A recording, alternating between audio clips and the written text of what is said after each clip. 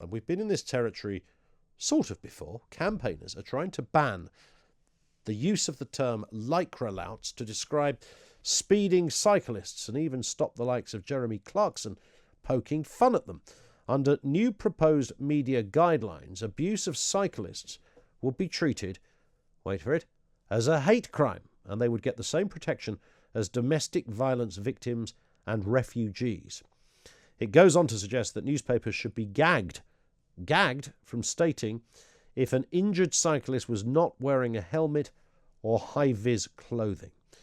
Instead, they would be urged to shame criminal motorists for accidents involving bicycles. Let's speak with Donnachadh McCarthy, co-founder of Stop Killing Cyclists.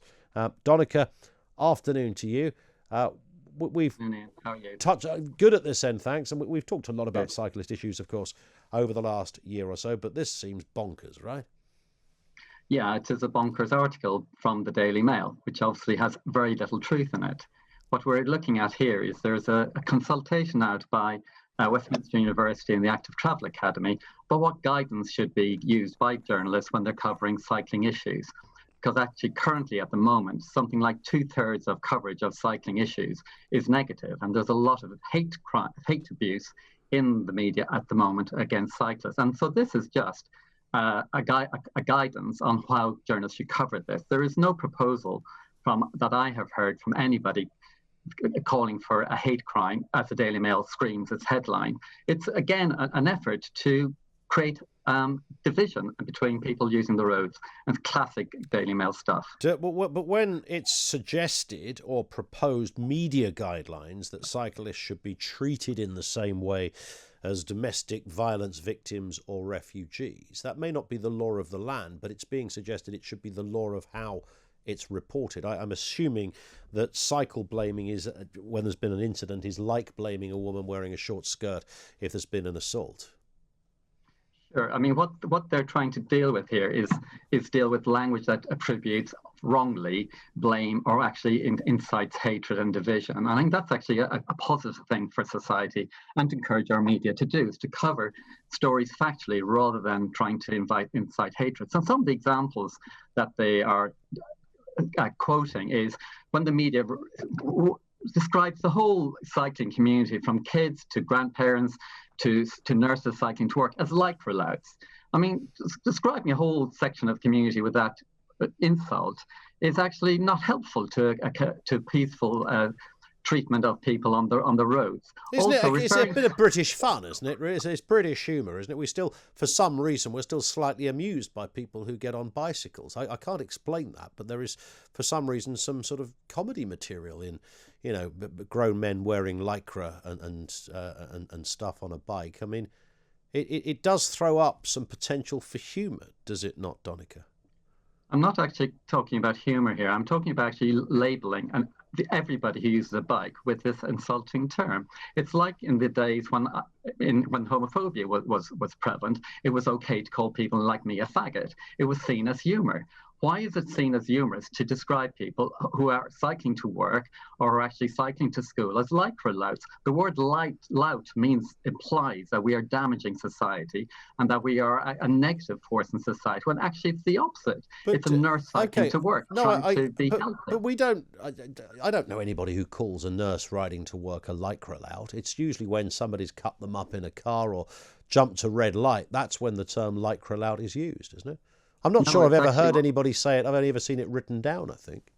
Well, actually, if you read the right-wing press, such as the Daily Mail and the Sun, they refer to cyclists collectively as lycra louts, and that's what this article is trying to deal with. But they don't, do they? They only within a context they might do. They don't say lots of lycra louts went out for a ride to raise money for charity today. They wouldn't say that. Well, let me quote you from the article that you were quoting from right now. In Howard Cox, a lobbyist for the motor industry, described this report from the Active Travel Academy as lycra-clad a liberal elite.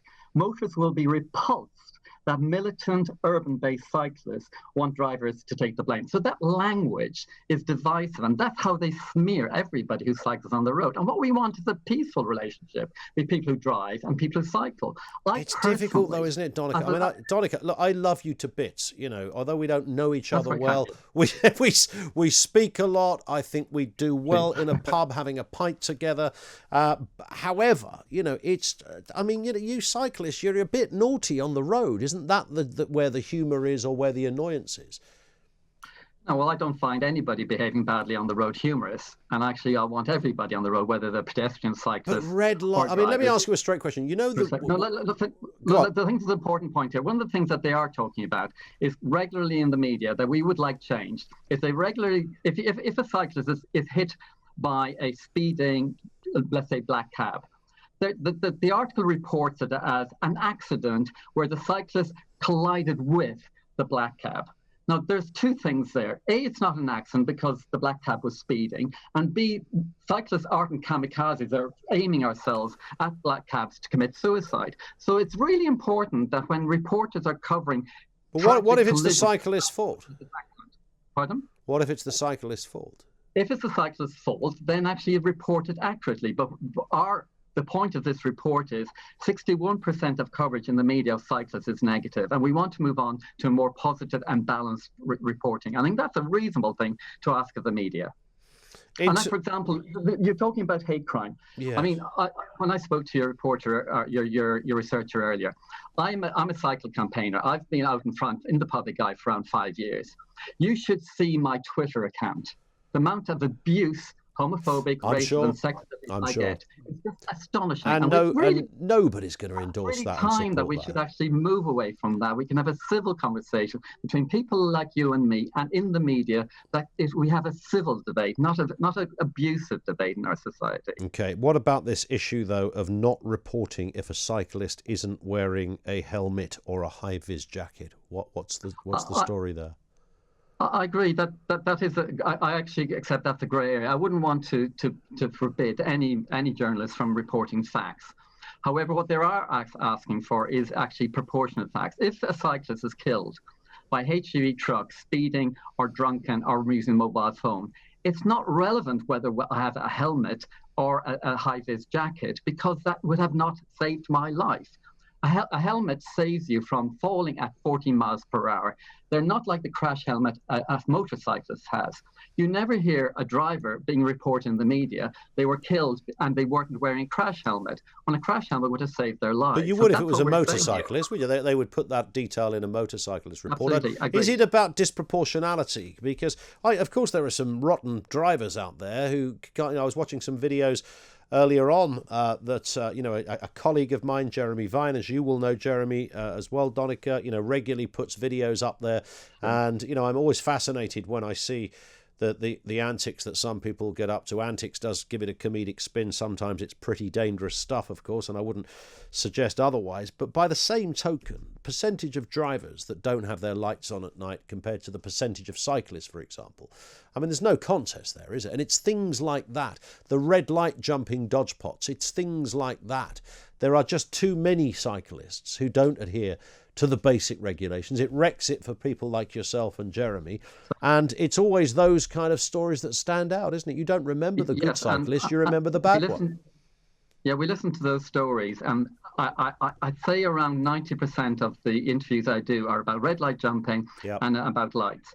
Not a single motorist has been killed by cyclist red light jumping. However, every single person killed at a junction, red light jumping, has been killed by a driver over the last 10 years. That's a false equivalence. No, wait, let me finish. I think this is really important. You report, the media constantly goes on about cyclists breaking red lights, but they don't go on constantly about drivers breaking red lights. And who's doing the killing? The drivers are the ones doing the killing. If a driver has killed somebody by jumping a red light, then that, of course, that makes news, and it should always make news. It's the amount as a proportion of, I would say, probably in your world, in the two-wheeled world, regularly, it's anecdotal, Donnachadh, so don't attack me on this. I would say probably 40% of cyclists regularly jump a red light. In fact, I'm not even sure they even realise what they are for. I wondered whether they thought it was perhaps some kind of early Christmas decoration. So what we're talking about here is proportionality, and you brought up that word proportional, which I think is the crucial word here. A person crashing a traffic light on a bicycle has not ever killed a driver. However, the driver does kill, and so surely proportionately, it's not just about killing them. The point about proportionality is drivers a huge percentage break the speed limit. Something like 60% of drivers break the speed limit. Something like over 35% of drivers drive with using mobile phones. Those activities kill people. The two activities that you're focused about, and I would say obsessed about, don't kill people. No, but they do cause a problem. They do cause damage. Pedestrians, I mean, I've lost count of how many times I've nearly been hit by a bike because of the red light thing. And I'm not suggesting that it's not worse if a car does it. That would be, clearly more devastating. But it's because of that sort of, there seems to be perhaps a rogueness about some people on two wheels that upsets those on four wheels, Donnachadh. Well, see, I would argue that what you've just said is exactly an example of what this report is trying to deal with.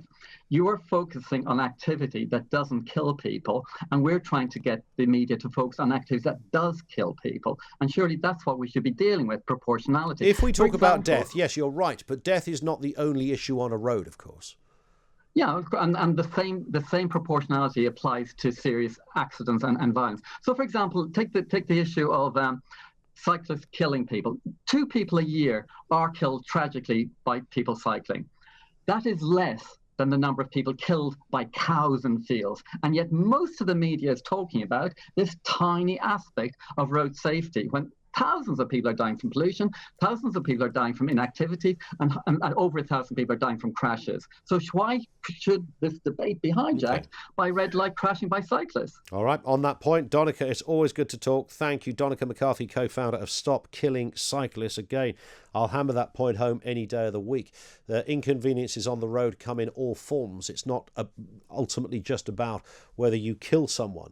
It's a bit like people with caravans on the back of their car. You ever followed somebody who's trailing a flipping caravan? Because they're, you can just, you'd like to see it in front, wouldn't you? Because they've got a big smile on their face, thinking we're off to a field for the weekend to sit in a tin hut. And they've got a big grin because they love life on the open road. Life on the open road. Yes, life on the open road. There's 5 miles behind you of cars. Stick your foot down, man. So they're not killing anybody, your caravan people, are they? They're not killing anybody at all. They're just driving very, very slowly with a tin hut attached to their Volvo, and that's fine and not illegal. And similarly, if a bicycle goes through a red light, it's probably not going to kill you. But I cannot be the only driver who slammed on the brakes multiple times because suddenly there's a cyclist gone in front of you because they jumped a red light. I've been the pedestrian that's had to jump out of the way. I once did that and I shouted and was, a little bit salty with the language, only to realise that it was my boss that was on the bike. That was a very embarrassing moment. Charing Cross Road, circa 2019.